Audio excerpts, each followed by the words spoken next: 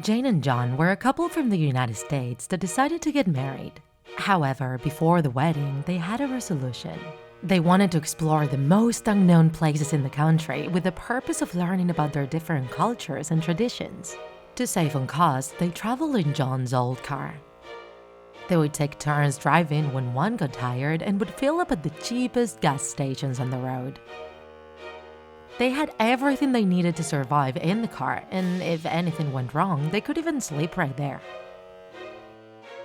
They reached a town that was not on their map, and it seemed to be abandoned.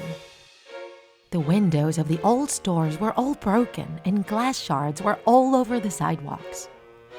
John's car then emitted an intense red light indicating that it was running out of fuel, right there, in the middle of nowhere.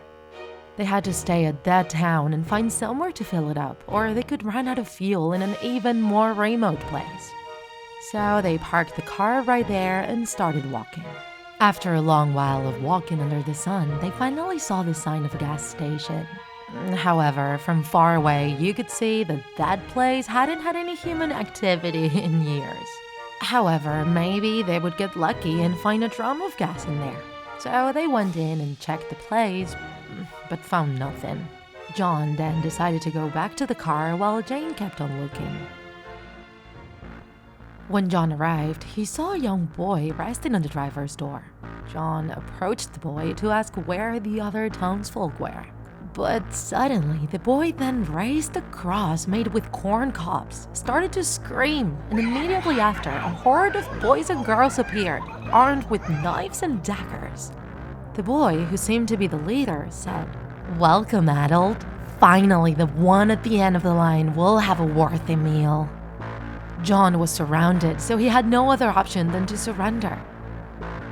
His feet and hands were tied up, and they took him to the crop fields. He was then hanged on a huge corn cob cross. The children then told him that when nightfall came, the devil would appear to devour him.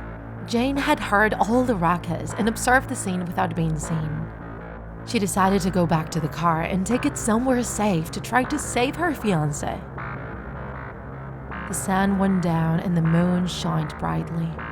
Then part of the cornfield started shaking violently as if there was a hurricane in their roots. Something was coming from below the earth and John had no way of escaping.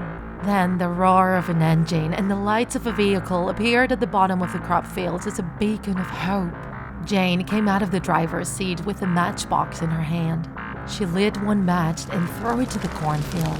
This created a barrier of fire which gave her enough time to free John and run away.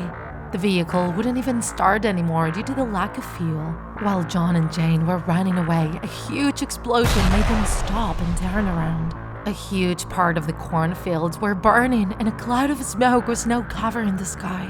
They had to walk for 2 days straight to reach the nearest town, but at least their lives were safe. If you enjoyed this video, don't forget to like it. And if you want to see more Draw My Life horror videos, subscribe to our channel. See you in the next episode.